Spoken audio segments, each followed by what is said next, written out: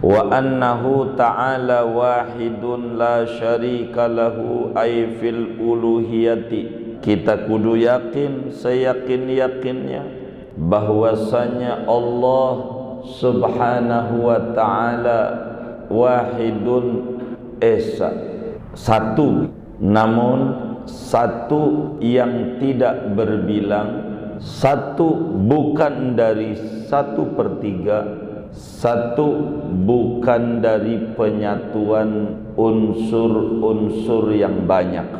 Allahu ya Allahu ya Allah. Assalamualaikum warahmatullahi wabarakatuh.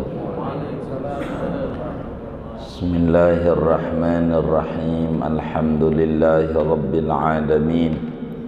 Salatu wassalamu ala sayyidina Muhammadin wa ala alihi wa sahbihi ajma'in. Fa amma ba'du, faqad qala al-imamul muallif rahimahullahu ta'ala wa nafa'ana bihi wa bi barakati ulumihi wa ghafara lahu wa li masyayikhihi wa li masyayikhina amin.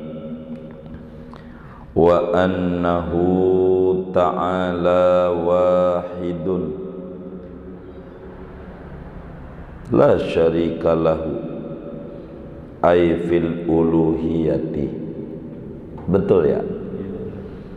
Wa annahu ta'ala wahidun, dan meyakini akan bahwasanya Allah subhanahu wa ta'ala wahidun, yaitu esa, la syarika lahu, tidak ada sekutu bagi Allah, ay fil uluhiyati, yakni pada ketuhanannya, wala misla lahu, dan tidak ada kesamaan bagi Allah, wala shibha lahu, dan tidak ada kemiripan bagi Allah, ay fi dzati wa sifati, yakni baik pada zatnya dan sifatnya. Wa dakhala 'ala al-imam al-Ghazali syabun, dan pernah masuk atas Imam Ghazali oleh seorang pemuda, alaihi atharul ibadati, yang atas pemuda itu ada bekas-bekas ibadah. Faqala lahul Imamul Ghazali, maka berkata kepada pemuda itu oleh Imam Ghazali, ya syabu, wahai anak muda, anta ta'rifullaha, apakah adapun engkau itu mengenal oleh engkau akan Allah? Faqala syab, maka berkata oleh sang pemuda, wa hal ya'buduhu man la ya'rifuhu, apakah menyembah kepada Allah oleh orang yang tidak mengenal oleh orang akan Allah? Faqala, maka berkata Imam Ghazali, kaifa araftahu, bagaimana mengenal olehmu akan Allah?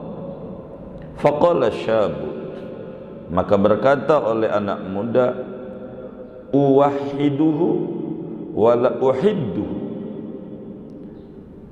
aku mentauhidkan akan Allah, aku mengesahkan akan Allah, dan tidaklah aku membatasi arah akan Allah. Wa a'buduhu, aku menyembah akan Allah, wala ukayyifuhu, dan tidak bagaimana-bagaimana oleh aku akan Allah. Wa kullu ma khutira fil wahmi au jala fil fahmi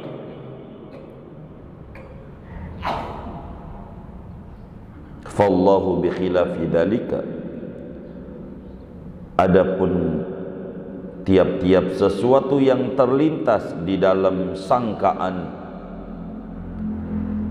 atau nampak di dalam pemahaman, maka adapun Allah yaitu menyalahi yang demikian itu.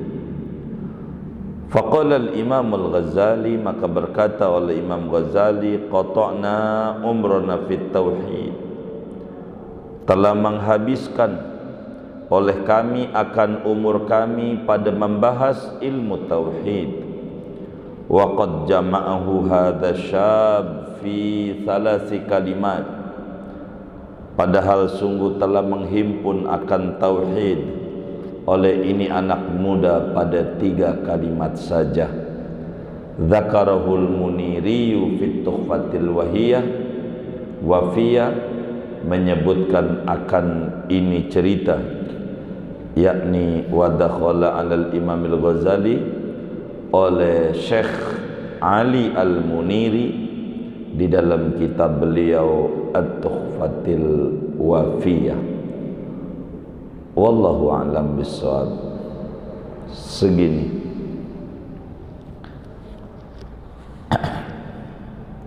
Saudara-saudara sekalian yang mulia,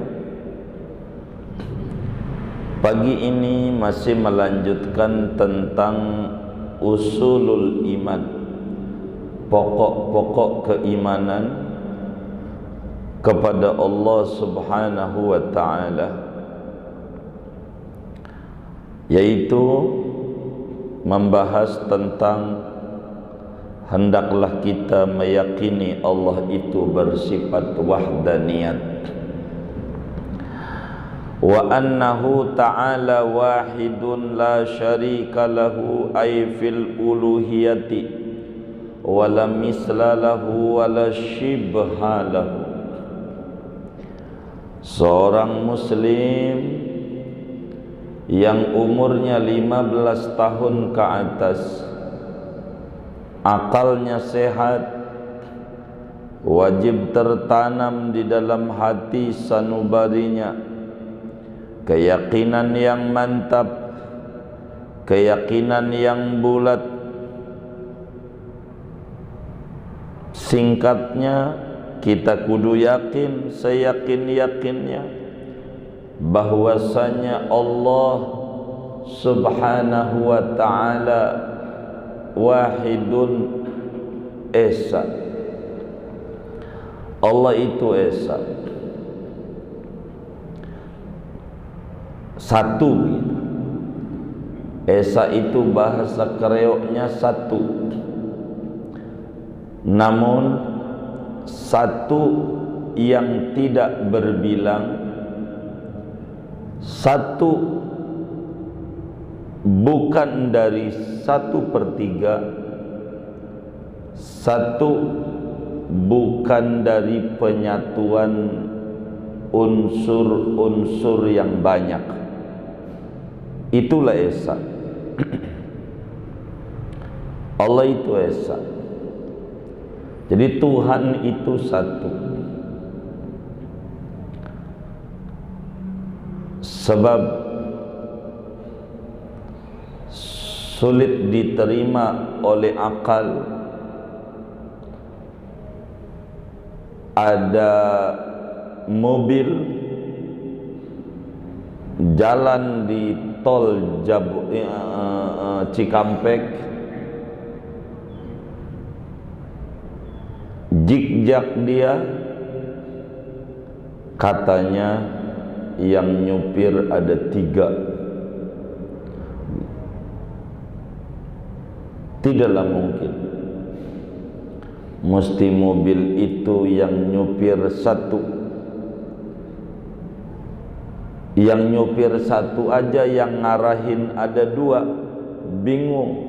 Kanan bang, kiri bang, nabrak. Mesti 1. Dunia ini kayak mobil dengan muatan yang banyak,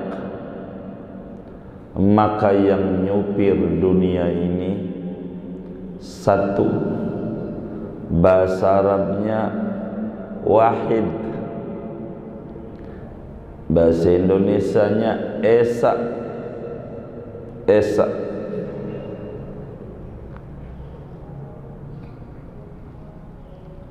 Bahasa kitab kita ini wa annahu ta'ala wahid. wahid. Maka dasar negara kita pun ketuhanan yang Maha Esa. Begitu. Esa. Tuhan itu satu.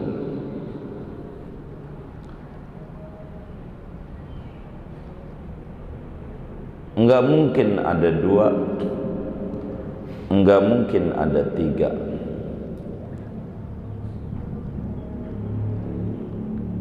Maka di sini dijelaskan la syarika lahu ay fil uluhiyati, tidak ada sekutu, enggak ada yang bantuin, enggak ada Tuhan lain selain Allah. Tuhan hanya Allah. Selain Allah bukan Tuhan, namanya ciptaan. Dan yang namanya ciptaan tidak bakalan sama dengan penciptanya. Tidak bisa. Tidak bisa. Biar dikata robot itu hebat, bisa luar biasa menggantikan manusia, tetap aja pinteran yang mencipta, yang membuat robot. Allah masih pinteran manusianya.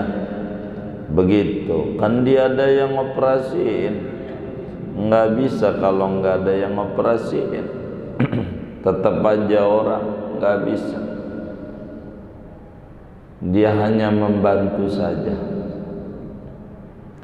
Jadi Allah itu saudara Esa, tidak ada selain Allah Tuhan.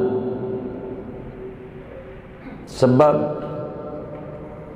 ada dua, ada Tuhan, ada ciptaan. Yang ciptaan ini asalnya tidak ada, yang ada Tuhan saja. Dicipta kita biar kita tahu bahwa ada Tuhan di jagat raya ini. Buktinya kita ada. Itu sebuah bukti. Kita itu ada. Ada Tuhan. Yang namanya Tuhan tidak akan sama dengan ciptaannya. Kalaulah Tuhan sama dengan ciptaannya, berarti ciptaannya Tuhan juga. Berarti Tuhan itu banyak. Begitu. Dan akan menyebabkan jadi lemah. Lau kana fihi ma alihatun illallah la fasadata. Kalaulah Tuhan itu sama dengan ciptaannya, maka Tuhan lemah. Wong kita nggak bisa bikin langit, bikin bumi, ya Tuhan juga nggak bisa, kan sama. Nggak ada bumi, nggak ada langit, itu mustahil. Wong nyatanya ada. Itu menunjukkan Tuhan tidak sama dengan kita. Kalaulah kita sama dengan Tuhan, berarti kita Tuhan. Begitu. Kita memiliki kemampuan kayak Tuhan, tapi tidak bisa. Di belakang tembok ada apa aja nggak tahu. Kita bikin langit, bikin bumi, nggak bisa. Numbuhin gigi bayi yang baru lahir aja nggak bisa. Bisa nggak? Dokternya nggak bisa. Itu menunjukkan bukan Tuhan. Jadi Tuhan itu satu. Dalil Qur'annya banyak.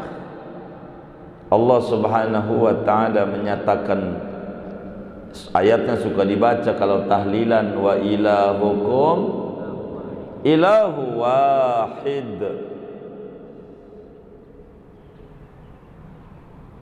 Tuhanmu itu yaitu Tuhan yang satu, enggak dua, enggak tiga, yakni Tuhan yang memiliki sifat wahdaniyat. Bahkan dalam surat Al-Maidah pada ayat 73 dijelaskan oleh Allah, laqad kafara alladziina qalu innallaha salisu salasah wa ma min ilahin illa ilahu wahid. Demi sesungguhnya kafir orang yang mengeluarkan statement Allah itu adalah satu dari 1/3. Ada 3, dia 1 dari 3. Trinity namanya. Kafir. Wa ma min ilahin illa ilahu wahid.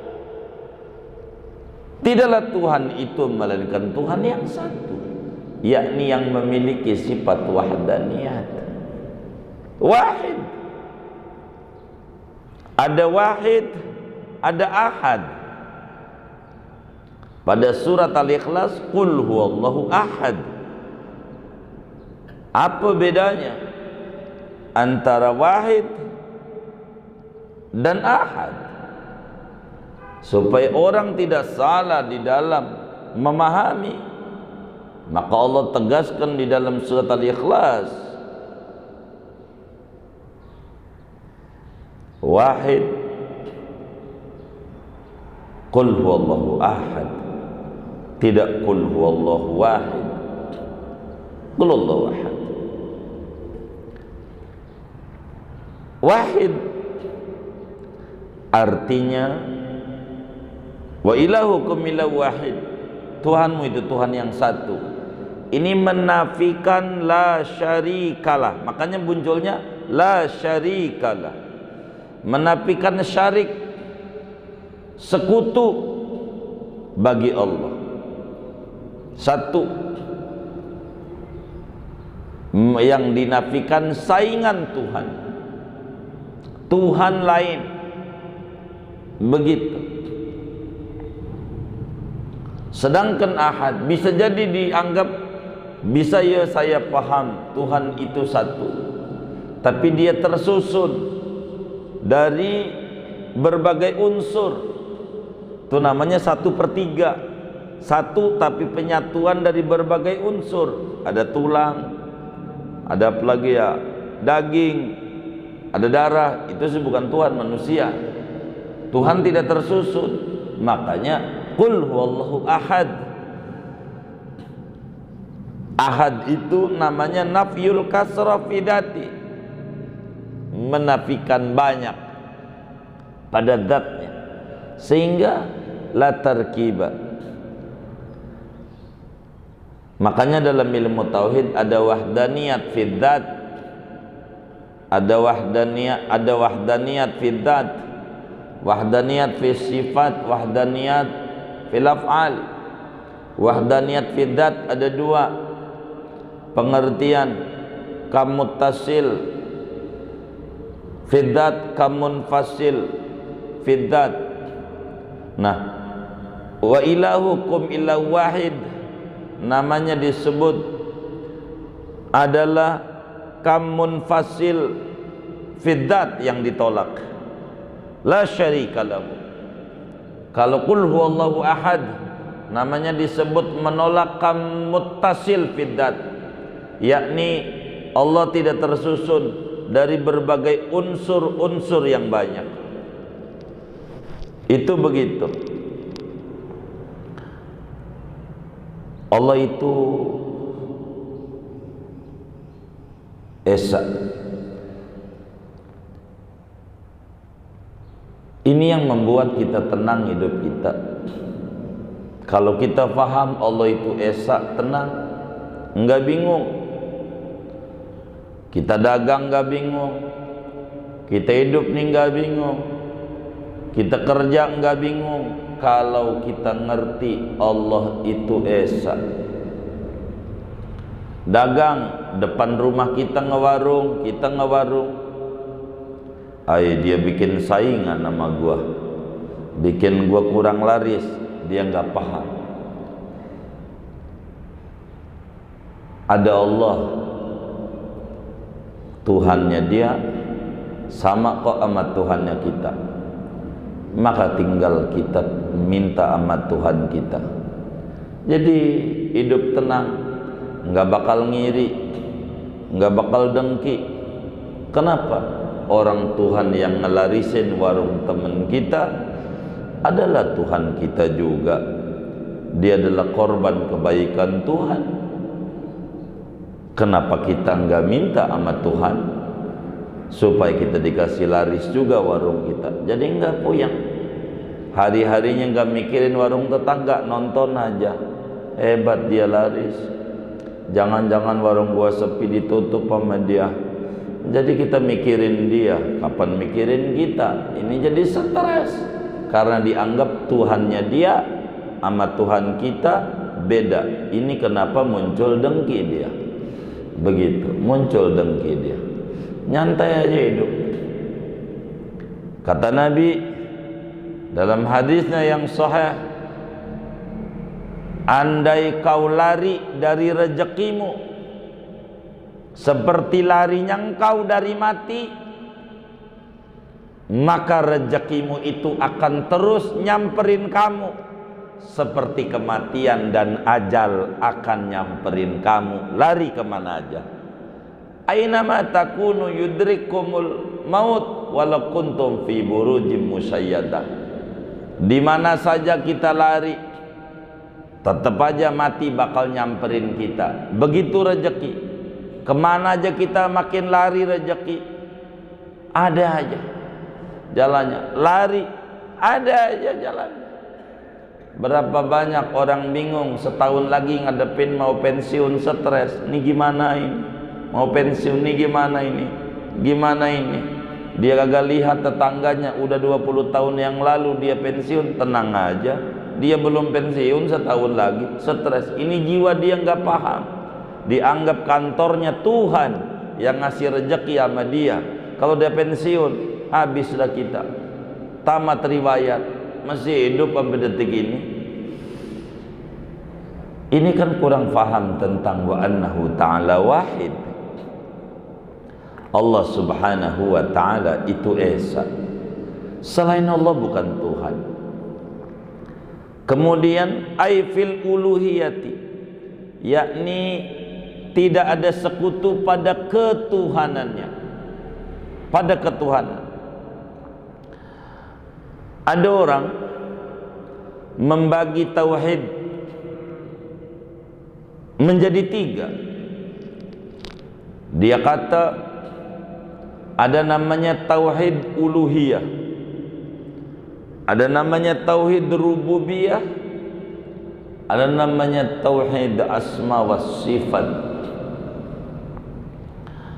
Apa itu tauhid uluhiyah, tauhid rububiyah?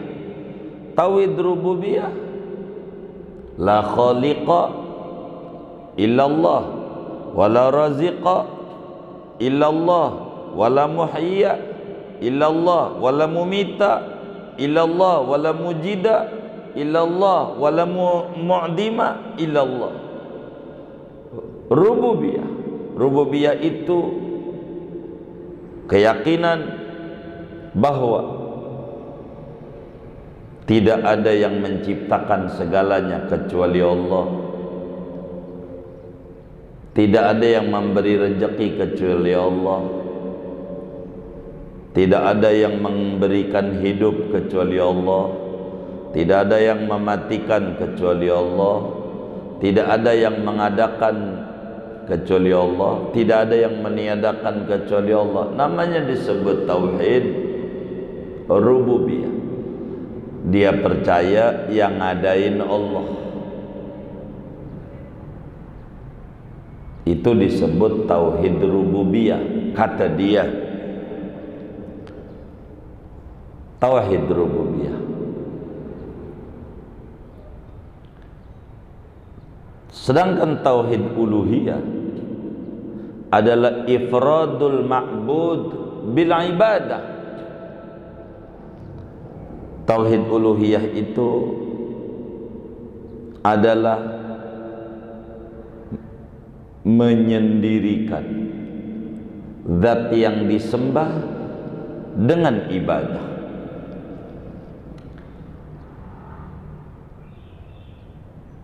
Serta meyakini keesaan yang disembah. Itu namanya disebut uluhiyah. Dibedakan antara rububiyah dan uluhiyah. Padahal rububiyah dan uluhiyah itu di dalam pandangan syarak sama aja. Sama aja. Dalam pandangan syarak, Rabbun dan ilah itu maksudnya adalah Allah. Sebab siapa orang yang meyakini bahwa tidak ada yang nyiptain kecuali Allah, pastilah dia punya keyakinan bahwa tidak ada yang berhak untuk disembah kecuali hanya Allah. Artinya di dalamnya udah ada uluhiyah.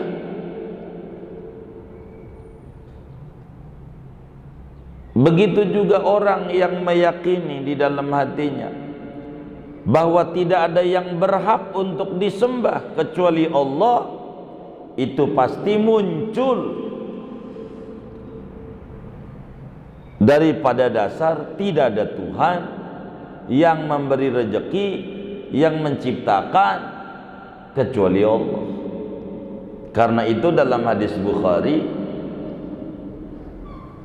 dijelaskan dalam Sahihul Bukhari, nanti dikubur orang bakal ditanya oleh Munkar Nakir, man rabbuka.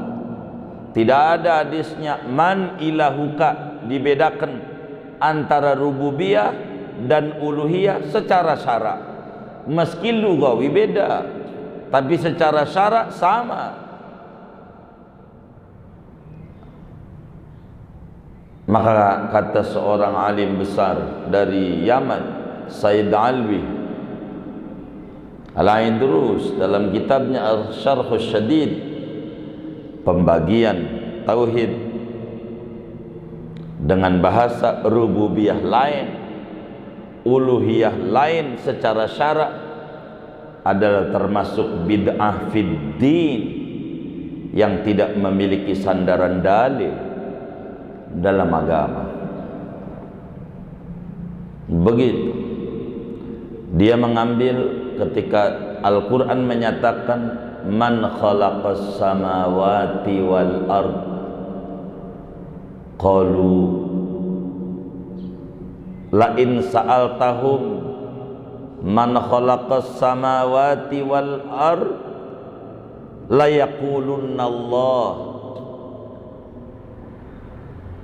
Andai kau bertanya kepada mereka, siapa pencipta langit bumi?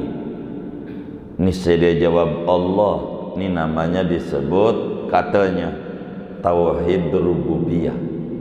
Ma na'buduhum illa liyuqarribuna ila Allahi zulfa. Ini namanya tauhid rububiyah, tapi tidak tauhid uluhiyah. Padahal ma maknal ibadah, dia nggak paham makna ibadah. Apa itu ibadah? Tidak ngerti. Apa itu menyembah? Jadi nggak bisa membedakan mana tujuan, mana perantara. Dia nggak paham. Begitu. Gara-gara nggak mengerti mana buduhum, akhirnya nyerang orang tawasul, nyerang orang ini. Dia tidak ngerti antara isti'anah hakikiyah dengan isti'anah majaziyah. Ma na'buduhum, ibadah hakiki, itu yang jadi syirik. Tidaklah kami menyembah kepada berhala agar supaya kami dekat dengan Allah. Dia menyembah. Lah muslim ziarah ke kubur wali, ziarah ke kubur nabi, enggak ada yang mengatakan Nabi itu Tuhan. Beda sama orang musyrik. Dia tidak bisa membedakan. Gara-gara terjebak itulah uluhiyah dan rububiyah menghantam segalanya. Sampai ada seorang ulama, Syekh Mutawalli Asy'arawi, ulama besar dari Mesir, dalam satu muktamar di Arab Saudi, beliau izin pengen ziarah ke Rasulullah di Mekah. di sela-sela waktu kosongnya, izin saya pengen ziarah ke Rasulullah. Mau ngapain? Ziarah mau ke masjid Rasulullah. Ke masjid aja. Kalau ke Rasulullah jangan. Mau ngapain? Ke Madinah. Madinah itu ganjarannya cuma 1000 sholat. Ini Mekah yang Anda diemin 100.000. Satu rakaat yang dikerjakan di Mekah sama dengan 100.000 rakaat. Madinah itu 1000. Mau ngapain nyari yang dikit? Di Mekah aja. Nggak usah ziarah ke Rasulullah. Ziarah mau ke masjid. La tushaddur rihal illa ila salasati masajid. Jangan berangkat kecuali sama 3 masjid. Enggak ada berangkat ke Rasulullah, ke masjid Rasulullah. Kata Imam Mutawalli Asy'arawi menjawab, tidak, saya mau ziarah ke Rasulullah.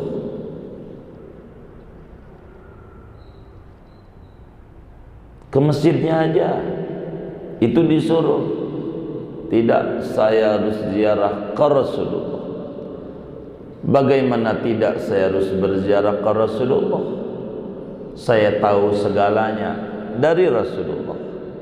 Saya tahu di Mekah 100.000 ganjarannya, yang bilang Rasulullah.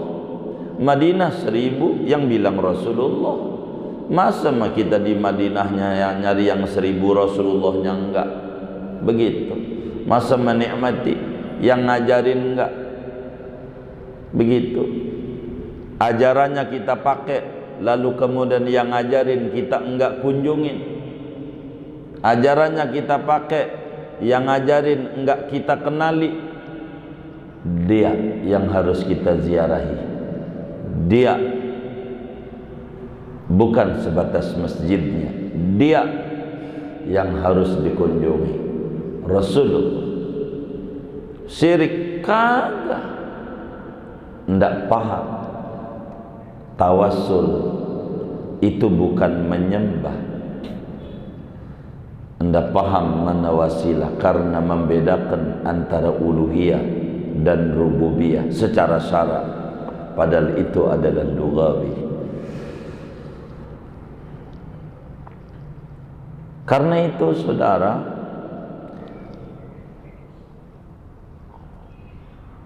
taqsimut tauhid ila uluhiyah wa rububiyah wa tauhidul asma was sifat bihaitsu yaj'alu kullun minha munqasimun anil akhar faminal bid'ati fid din. Maka orang yang membagi tauhid, ada tauhid uluhiyah, ada tauhid rububiyah, ada tauhid asma wa sifat, yang masing-masing punya pengertian tersendiri, tidak talazum syar'an, maka termasuk bid'ah pada agama. Begitu kata Sayyid Ali bin Idrus di dalam kitab Syarhul Jadid. Saudara, Allah subhanahu wa ta'ala tidak ada sekutu, tidak ada yang menandingi, tidak ada Tuhan lain. La misla wala shibha lahu. La misla, tidak ada padanan. Wala shibha, tidak ada padanan. Kok padanan-padanan ngapain dibedain? Sebab ada mumasalah, ada namanya musyabahah, ada namanya munadharah. La nadhir, la syabih, la masil. Ini beda. Kalau yang disebut la misla, tidak ada padanan bagi Allah. Apa maknanya misla? Mumasalah itu adalah nafyus syarik. Kalau disebut mumasalah, asli maknanya al-musawi fi jami'il wujuh. Mumasalah itu artinya sama pada berbagai sisi, apanya aja sama, sifatnya, zatnya, perbuatannya. Itu namanya mumasalah. Mumasalah. Begitu. Semuanya sama. Bahasa Indonesianya kembar. Sama muanya. Ada namanya disebut musyabahah. Musyabahah itu adalah al-musawi fi aghlabil wujuh, yang sama pada kebanyakan. Kebanyakannya sama, jenisnya laki-laki, yang ini laki-laki, kulitnya hitam, yang ini hitam, yang ini pesek, ini pesek. Ada di beda, yang satu tinggi, yang satu pendek, sedikit bedanya. Ini namanya disebut musyabahah.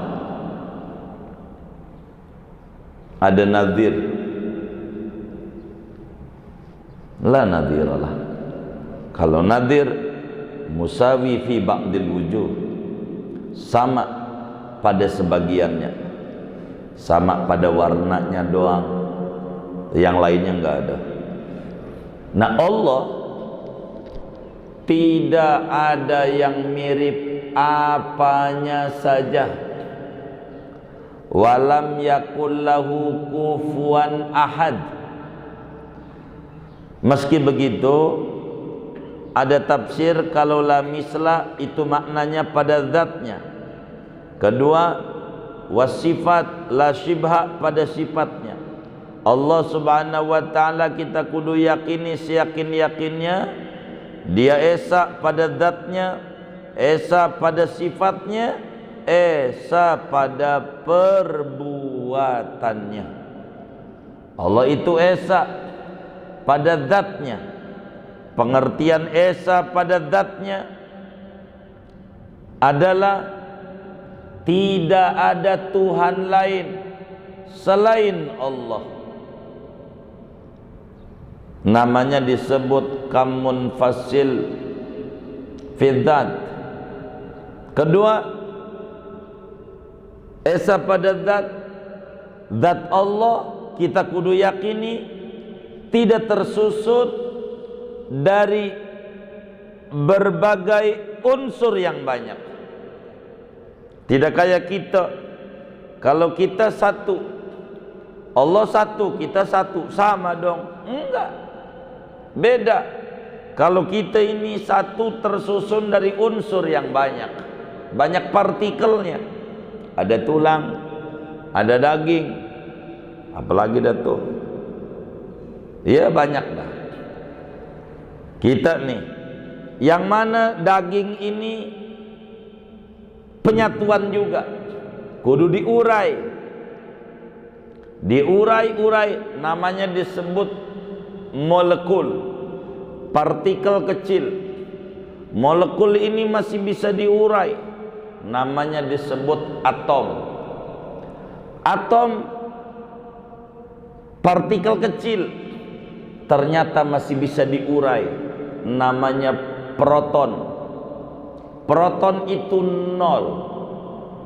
Maka kita ini walaupun kayak begini tersusun dari sekian juta nol.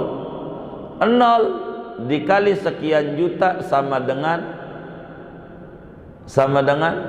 nol. Wujuduna ainul adam. Adanya kita sebenarnya tidak ada. Hakikatnya kita enggak ada. Bila kita ada, karena ada yang mengadai, bukan karena kita. Maka satunya kita tersusun dari berbagai unsur. Kalau Allah tidak tersusun dari berbagai unsur. Allah bukan atom yang menerima bandingan. Allah bukan jisim yang tersusun dari berbagai unsur. Maka kita ini disebut jisim, jasmani. Kenapa disebut jasmani? Bahasa Arab ini jasmani, yakni tersusun dari berbagai unsur, tulang, darah, otot, macam-macam. Begitu tuh. Daging namanya disebut jasmani karena tersusun banyak unsur. Begitu. Karena kita tersusun dari banyak unsur, ada rupanya. Kalau Allah enggak, ada warnanya kita. Hitam, ada baunya kita, ada bau. Begitu. Kenapa? Karena ini ciri-ciri jasmani, ciri-ciri jisim, benda, ciri-cirinya. Dan kita mengalami kadang sedih, kadang gembira, kadang enak, kadang sakit. Ini namanya ciri-ciri jisim. Kok badan pada ngerentak? Oh, jisim dia. Jasmani berarti dia. Begitu. Itu ciri-ciri makhluk. Begitu. Allah tidak disebut kecil, besar, bermakna kayak benda, besar khisi, bukan besar maknawi. Allahu Akbar, Allah Maha besar secara makna, bukan khisi. Allah tidak bertempat. Itu daripada wahdaniyat dzat namanya. Arti esa pada sifat dua pengertian. Yang pertama, tidak ada makhluk yang memiliki sifat sama dengan sifat Allah secara hakiki. Enggak ada. Namanya kamun fasil fi sifat. Andai Allah ada, kita ada, sebutan doang yang sama. Adanya kita baru, Allah muqaddim, sama, isinya beda. Tidak ada makhluk yang punya sifat kayak Allah. Corona makhluk mematikan kayak Allah? Enggak. Makhluk enggak ada yang sama dengan Allah, enggak. Pikiran Anda aja begitu. Sebelum ada corona juga yang mati banyak. Sampai orang udah pada vaksin yang mati banyak. Sampai udah daripada pandemi menjadi endemi, moga tidak menjadi plandemi. Ini yang mati banyak juga. Nggak ada. Makhluk lemah kayak kita, sama-sama makhluk lah, lemah. La haula wa la quwata illa billah. Nggak ada makhluk yang punya sifat kayak sifat Allah. Kedua, sifat Allah itu satu, tapi amut ta'alluq. Sifat Allah itu satu, tapi menyeluruh. Ghairu muta'addid, min jinsin wahid, min sifatihi ta'ala. Allah enggak punya dua kudrat, dua ilmu, dua hayat, dua sama, enggak, satu. Ada lagi namanya wahdaniyat fil af'al, yaitu tidak ada yang namanya makhluk punya kekuatan, bisa mengadakan yang belum ada, bisa meniadakan yang ada. Enggak ada. Makhluk bisanya kasab, bisanya usaha. Usaha itu kadang berhasil, kadang tidak. Tapi Allah punya kudrat, Dia yang bisa menentukan, Dia yang bisa menetapkan. Maka kita harus gantungin ama yang esa. Jangan takut.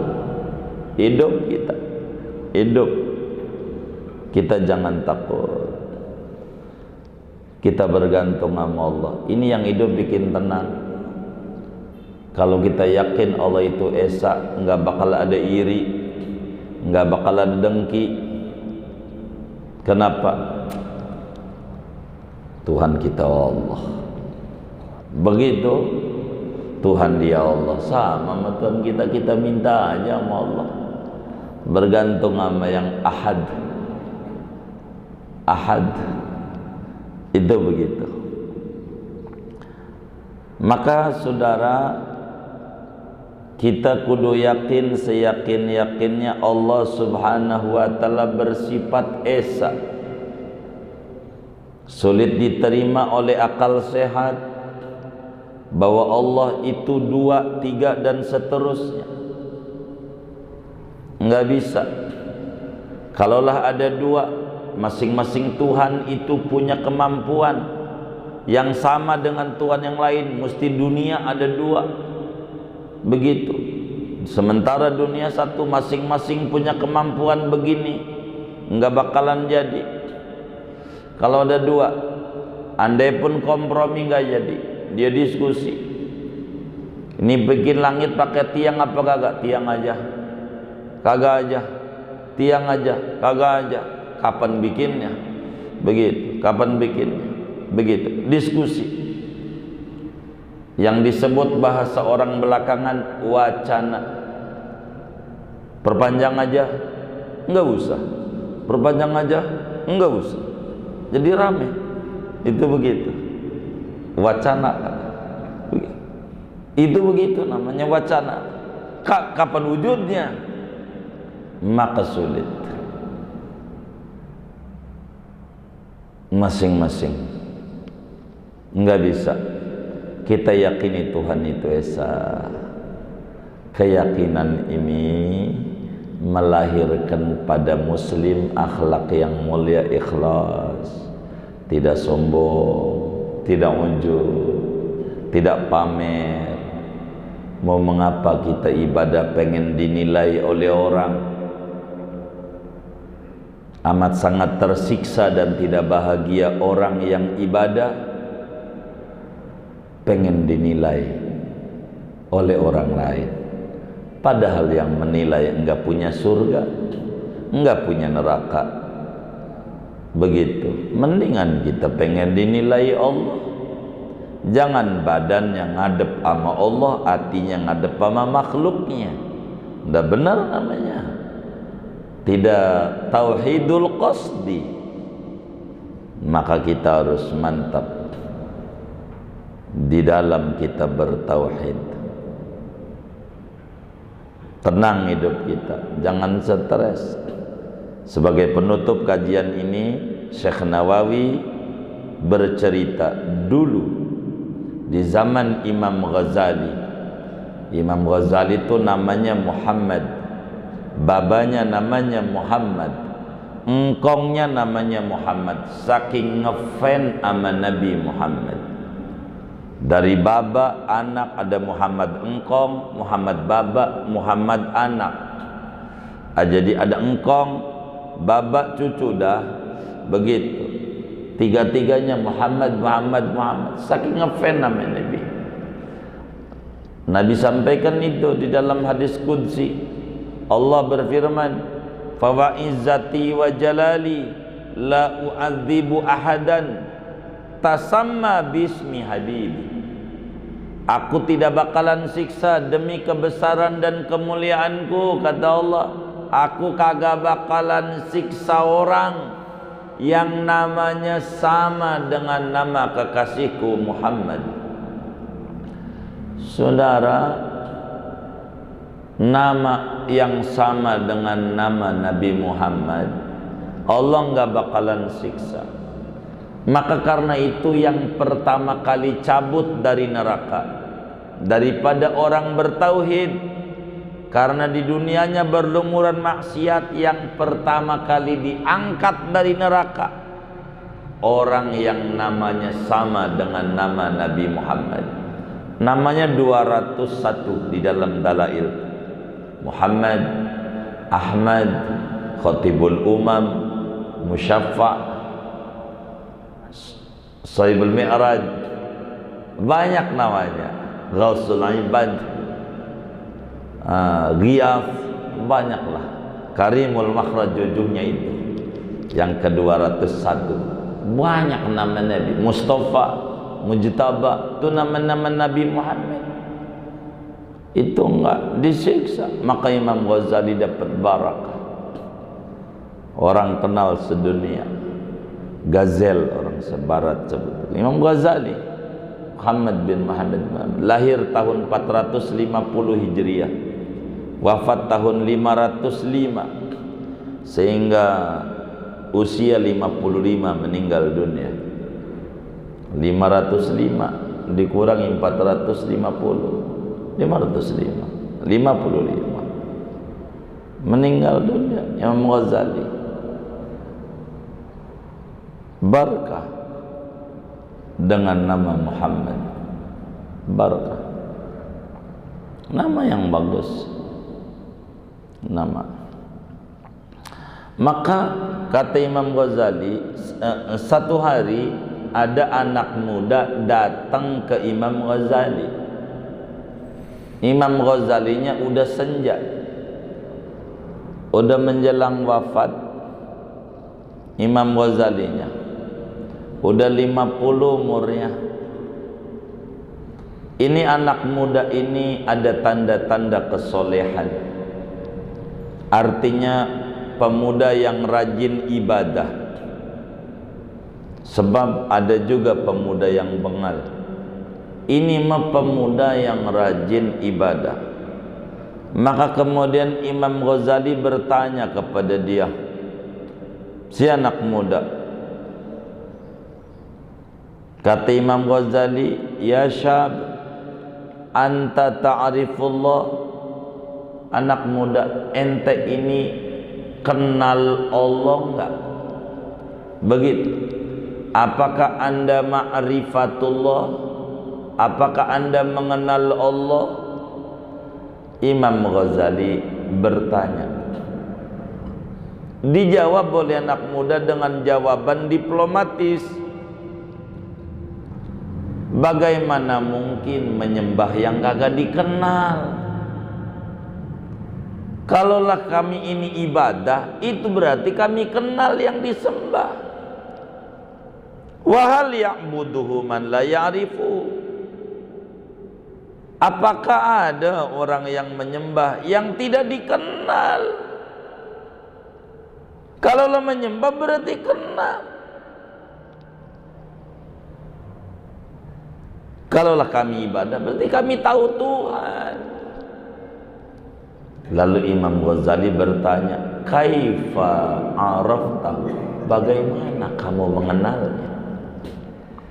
Ketika ditanya bagaimana, kata si anak muda menjawab, uwahiduhu wala uhidduhu, a'buduhu wala ukayyifuhu. Saya bertauhid kepada Allah dengan tidak membatasi Tuhan ada di atas, sehingga saya harus ngomong kapan lo kawin terserah yang di atas. Gua kagak begitu, yang di atas genteng. Begitu. Bukan begitu. Kalau begitu namanya jisim. Tidak wahid kalau begitu. Tidak masil. Tidak mukhalafah lil hawadisi. Maksudnya begitu. Kayak makhluk kalau begitu. Kalau bertempat, sebab bakal muncul. Tempat sama Allah duluan tempat berarti. Wah, menuhankan tempat. Begitu. Nggak bisa. Begitu. Nggak bisa. Bagaimana mungkin ada tapi nggak ada tempatnya? Sebetulnya banyak logika yang ada. Kita aja angin bisa didapat, nggak tahu mana anginnya, percaya dengan tandanya doang. Saya percaya ini yang ngaji ini hidup, walaupun saya nggak tahu nyawanya di mana, apa di jantungnya, apa di pala, apa di dengkul, apa jempol kaki. Saya nggak tahu, tapi saya yakin ada nyawanya. Tandanya ngangguk-ngangguk. Ada yang netes lagi, bukan dari mata, dari mulut, ngeces. Itu tandanya ada nyawanya. Dari tanda aja udah cukup percaya. Enggak perlu nyari tempatnya. Ada yang bilang nyawa atau di darah. teman saya habis bekam, nyawanya kurang. Begitu. Ada yang bilang nyawanya ada di jantung, teman saya habis cangkok jantung, 2 nyawanya dia. Begitu. Nyawanya ada di mana? Kita kagak ngerti tempat nyawa di mana. Tapi kita percaya dari tandanya. Nyawa aja kita yang di badan kita nggak tahu tempatnya. Bagaimana kita? Akal kita harus mencari tempat yang nyipta nyawa. Maka kata anak muda, uwahiduhu wala uhidu. Aku bertauhid, tapi aku tidak menyamakan Allah dengan makhluknya. Ada tempat Allahu mawjud bila makan, Allah ada, tak butuh tempat. Yang butuh tempat adalah makhluk. Kita mah bumi, duluan bumi, yang kita butuh tempat. Begitu. Begitu. Saya mau ke Bali, berarti Bali udah ada. Begitu. Saya mau ke puncak, puncak udah ada. Begitu, udah ada dulu. Gitu. Itu begitu. Karena tempat dan kita duluan tempat. Kalau kita tidaklah Allah. Begitu. Wa a'buduhu wa la ukayyifu. Saya beribadah kepada Allah tapi tidak pakai bagaimana-bagaimana. Allah itu manis apa pahit? Tidak manis, tidak pahit, dia bukan makanan. Allah itu halus apa kasar? Tidak halus, tidak kasar. Sebab Allah bukan benda yang harus diraba. Allah itu wangi apa bau busuk? Tidak wangi, tidak busuk. Sebab Allah bukan bau-bauan. Bukan lewat indera ini untuk menemukan adanya Allah. Bukan. Ini bukan mendeteksi. Ini mengindrawi ini. Disebut juga indera, panca indera, indrawi. Begitu. Allah itu bising apa senyap? Enggak bising, enggak senyap, bukan suara. Itu begitu. Maka wa a'buduhu wa la ukayyifu. Aku menyembah Allah, aku tidak bagaimana-bagaimana. Di dalam tarekat Qadiriyah Naqsabandiyah itu, fa ya rabbi bisadati tahaqqaq li isyarati asatati bisyarati wa yasfu waqtuna lillah bikasfil hujbi an aini wa raf'il baini min baini wa tamsil kaifi wal aini. Saya tidak pakai ada kaif, bagaimana tidak. Maka ketika Imam Malik ditanya tentang Ar-Rahmanu 'alal 'arsy istawa, mal murad bihadhil ayah ya Imam Daril Hijrah? Imam Malik, apa maksud ayat yang ada dalam surat Thaha ayat 5? Ar-Rahmanu 'alal 'arsy istawa. Ar-Rahmanu 'alal 'arsy istawa. Sebagai salaf, manhajus salaf pada ayat-ayat mutasyabih di dalam i'tiqad Ahlussunnah wal Jamaah menggunakan tafwid, sebagaimana Imam Ibrahim Al-Laqani di dalam kitab Jawharatut Tauhidnya, wa kullu nassin aw hamat tashbiha aw wilhu aw fawwid warum tanziha. Fawwid inilah tariqatus salaf. Ketika ditanya Imam Malik, mal murad bihadil ayah ya Imam Daril Hijrah, apa maksud Ar-Rahman al-Arsy istawa? Wahai Imam Malik, kata Imam Malik, resmi ucapannya al-istiwa ghairu majhul.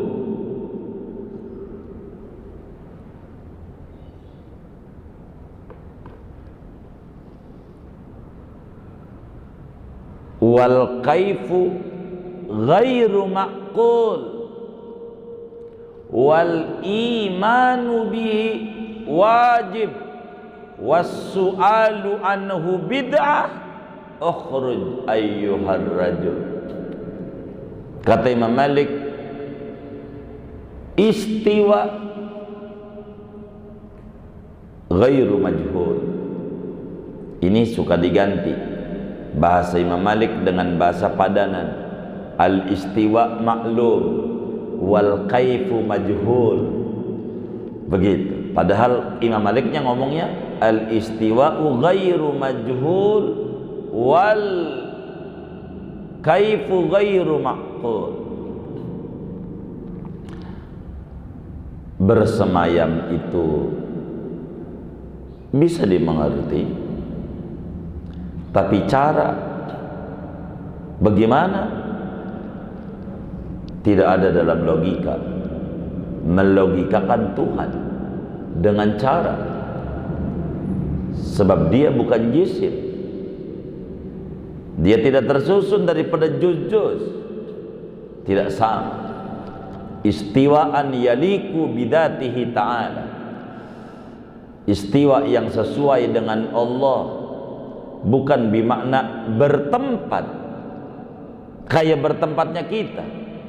Mengimani ayat itu wajib, nanya-nanya tentang itu adalah bid'ah, kata Imam Malik. Inilah tariqatus salaf.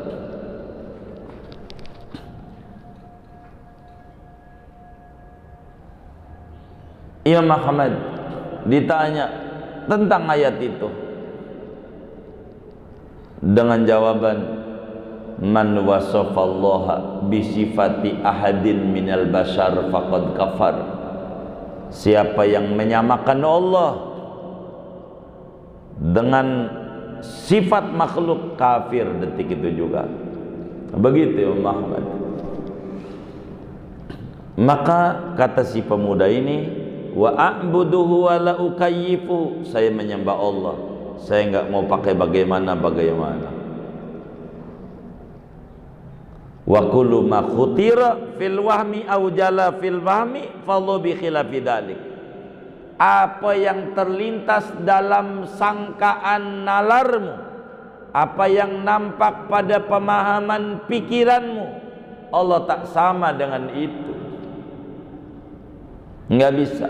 Maka kata Nabi, tafakkaru fi khalqillah wa la tatafakkaru fi dzatih fa innakum lan taqdiruhu qadra. Anda renungi ciptaannya, enggak usah Anda renungi zatnya. Anda tak bisa menjangkau zatnya. Anda makhluk, ciptaannya bakal menemukan. Dari tanda aja udah cukup. Ini terang benderang, ini ada matahari. Mana? Itu orang yang tidak paham kalau dia mau nyari mana. Udah cukup dengan tandanya saya. Udah cukup. Itu begitu. Maka kata si pemuda, saya enggak mau menyamakan Allah dengan makhluknya. Imam Ghazali menjawab, mendengar ucapan ini, ucapan mana? Satu, uwahiduhu wala uhidduhu. Dua, a'buduhu wala ukayyifuhu. Tiga, wa kullu ma khutira fil wahmi au jala fil fahmi fallu bi khilafi dzalik. Dengar ini, kata Imam Ghazali menangis. Ya Rabbana, umur saya habis untuk mendalami tauhid. Ini pemuda singkat padat dengan 3 ucapan. Udah singkat. Allah enggak sama sama kita, tenang. Enggak bakalan stres. Anda berlumuran dosa, jangan takut. Jangan takut. Terus berharap kasih sayang Allah. Allah enggak sama sama kita. Kalau kita mau dulu waktu dia nyalon dewan, datang-datang ke rumah, pengen didukung. Sekarang udah jadi, boro bagi duit, boro bantu. Disebut aja dipanggil kagak nengok, bang, kagak kenal. Sekarang mau nyalon lagi, pengen nambah, Elek gue, begitu kata dia. Enggak diterima. Kemarin lu kemana? Sekarang aja lu datang lagi. Itu manusia. Allah enggak. Dulu waktu susah nyari Allah, malam tahajud, Waqiah dibaca, Ratib dibaca, Yasin dibaca. Sekarang usahanya maju, lupa sama Allah. Akhirnya sekarang menurun lagi gara-gara pandemi, kata dia. Nyari lagi Allah, enggak dikata. Lu kemarin kemana? Allah beda sama kita. Jangan takut, terus berharap kemurahan Allah. Seorang soleh zaman dulu, saudara, amat sangat luar biasa di dalam tauhid, mengharapkan kasih sayang Allah. Sebab rumus bagi seorang muslim, tidak ada putus asa, tidak ada pesimis, tidak ada apatis, tapi sangat optimis pada kemurahan Allah. Sampai ada seorang soleh zaman dulu, betapa pintu-pintu kemurahan Allah dikejar dari berbagai sisi. Dia berdoa begini, ya Allah, Allahumma innaka taqul faman taba min ba'di dhulmihi wa aslaha faman taba min ba'di dhulmihi wa aslaha fa inna Allaha yatubu alaihi inna Allaha ghafurur rahim farhamni Allahumma inni atubu ilaik farhamni ya Rabb.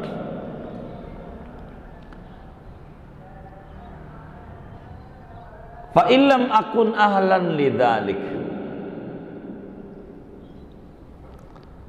fa innaka taqul wa kana bil mu'minina rahima. Ala ya Allah fa ana mu'min farhamni. Fa illam akun ahlan lidzalik fa innaka taqul wa rahmati wasi'at kulla syai' fa ana syai' farhamni ya Rabb.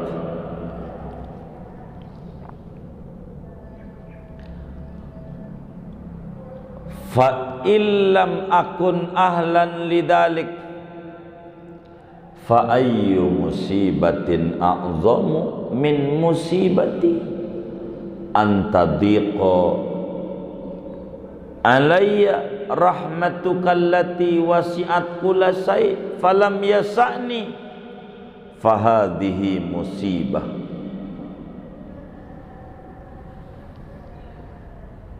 Fa'aqul kama 'allamtani inna lillahi wa inna ilaihi raji'un fa innaka taqul alladzina idza asabatuhum musibah qalu inna lillahi wa inna ilaihi raji'un ulaika 'alaihim shalawatun mir rabbihim wa rahmah farhamni ya Rabb. Seorang sufi zaman dulu enggak pernah putus ya arhamar rahimin, ya arhamar rahimin, ya arhamar rahimin. Itu kalimat yang diulang-ulang mencontoh akhlaknya Nabi Ayyub alaihi salam. Nabi Ayyub yang badannya rusak enggak pernah putus asa. Rabbi inni massaniyad dur wa anta arhamur rahimin. Ya arhamar rahimin, ya arhamar rahimin. Orang yang stroke dia baca Arhamar Rahimin, dapetin sampai 4.000 itu dalam sehari, balik itu satu rukun itu 4.000. Ya Arhamar Rahim, ya Arhamar Rahim, ya Arhamar Rahim, ya Arhamar. Seorang sufi zaman dulu, saudara, tidak putus mengharapkan kasih sayang Allah dalam kondisi sesulit apapun. Dia sampai dia memelas sama Allah dalam berbagai pintu. Dia berkata, duhai Allah, saya baca dalam Al-Quran, Engkau berfirman, siapa orang yang taubat lalu memperbaiki dirinya, maka Allah terima taubatnya. Memang Allah Maha Pengampun lagi pemberi kasih sayang. Ya Allah, saya bertaubat, berikan kasih sayangmu kepadaku, berikan rahmatmu kepadaku. Ya Arhamar Rahimin, irhamni. Saya taubat ya Allah, rahmati aku. Lalu dia berkata, ya Allah, bila saya tidak pantas dapetin rahmat dengan saya bertaubat, karena taubat saya belum tulus di matamu, ya Allah, kau kubaca juga dalam Al-Quran berfirman pada ayat yang lain, memang Allah pemberi rahmat, maha berbelas kasih kepada orang-orang mukmin. Wa kana bil mu'minina rahimah. Ya Rabb, saya mukmin, saya beriman kepadamu, farhamni, sayangi aku. Saya beriman ya Rabb, sayangi aku. Saya ini mukmin. Ya Arhamar Rahimin, irhamni. Fa illam akun ahlan lidzalik, bila saya mengaku mukmin tidak layak dapetin rahmatmu ya Rabb, dengan pengakuan mukmin dianggap pengakuan ini masih palsu, saya tidak mau putus asa. Kau berfirman pada ayat yang lain, wa rahmati wasi'at kulla syai', kasih sayangku meliputi segala ciptaan. Ya Rabb, saya ini ciptaanmu, yang dimaksud segala sesuatu, saya itu bagian sesuatu. Farhamni, sayangi aku. Ya Rabb, fa illam akun ahlan lidzalik, bila saya mengaku ciptaan masih juga tidak berhak mendapatkan kasih sayangmu, musibah mana lagi yang paling besar selain musibah yang menimpa pada diriku ya Rabb? Rahmatmu yang begitu luas meliputi berbagai ciptaan, saya nggak dapat. Ini adalah musibah ya Allah, musibah. Karenanya saya ingat kau ajarin dalam Al-Quran, orang dapat musibah kudu baca inna lillahi wa inna ilaihi raji'un. Ya Rabb, detik ini saya baca inna lillahi wa inna ilaihi raji'un. Kau janji dalam Al-Quran, saya baca juga, orang yang dapat musibah lalu mengucapkan inna lillahi wa inna ilaihi raji'un, ulaika alaihim salawat min rabbihim warahmah, mereka mendapatkan salawat dari Allah, dapat rahmat. Ya Arhamar Rahimin, irhamni. Luar biasa sufi zaman dulu, hidup tidak pernah apatis, hidup nggak pernah pesimis dalam berbagai kondisi. Tidak pernah dia menangis kecuali merintih kepada Allah. Dia tidak pernah mengadukan Allah, tapi mengadu kepada Allah. Dan ini akhlak muslim yang bertauhid dan percaya bahwa Allah itu bersifat wahdaniyat. Dengan singkat, wa annahu ta'ala wahid la syarikalah wala mislalahu wala syibhalah. Segini ngaji kita.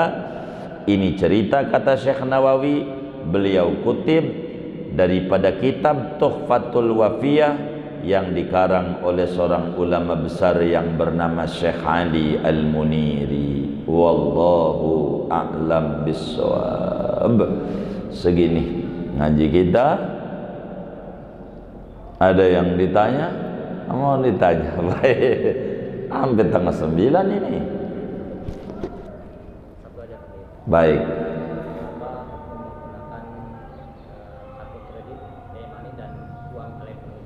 Oh, itu mau 3 itu. Hukum apa? Kartu kredit. Hukum kartu kredit.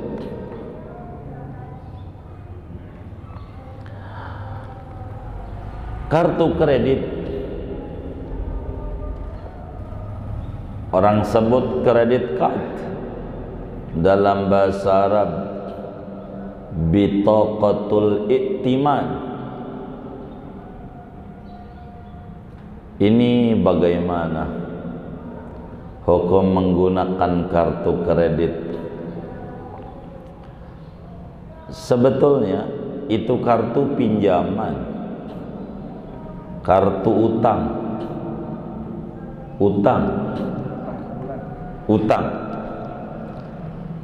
Maka bila yang namanya utang dengan bayar yang tidak ada lebihnya, utang 10.000 balikin pada 10.000 lagi, maka tidak mengapa bila tidak ada di sana unsur ribawi. Tapi bila kemudian di sana ada unsur ribawi, kemudian ada penambahan yang ada, maka itu dilarang menggunakan kartu kredit, kartu pinjaman, kalau di sana ada kelebihan yang ada. Kredit 0%. Emang ada? Kan lembaga usaha ya. Orang usaha nyari untung. Biasanya kalau 0% ada bintang kecil misalnya. Itu bintang kecil harus dibaca. Jadi menggunakan kartu, dilihat, ada kartu kredit, ada kartu debit. Ini ada e-money, etol, nih ya, GoPay, ePay, macam-macam. Ini bagaimana? Kalaulah e-money ini karena zaman ini hidup praktis, dunia berkembang sesuai dengan prinsip yang Nabi ajarkan, yasiru wala tu'asiru, beri kemudahan, jangan persulit. Maka dengan perkembangan teknologi, orang tidak perlu nenteng-nenteng, akhirnya singkat dengan bentuk kartu. Yang di kartu itu udah ada duit kita, digitnya ada di sana. Maka bagaimana dengan e-money? E-money sesuai dengan kaidah fiqih, al-aslu fil asya' al-ibaha ma lam yadull ad-dalil ala tahrim. Asal segala sesuatu boleh kecuali ada dalil yang melarangnya. E-money duit kita ditaruh di situ, yang kita bisa gunakan buat masuk ke tol, bisa belanja juga, tapi duitnya duit kita. Begitu, duitnya duit kita. Maka enggak apa-apa pakai. Meski di zaman Nabi tidak ada. Ini bid'ah juga ini. Begitu, bid'ah. Begitu, e-money. Begitu. Bid'ah, sesat neraka ini. Begitu itu. Enggak ada zaman Nabi, enggak apa-apa. Perkembangan teknologi, e-money boleh saja itu masuk tol. Nggak apa-apa. Masuk tol kayak begitu, kan duit kita yang kayak begitu, boleh.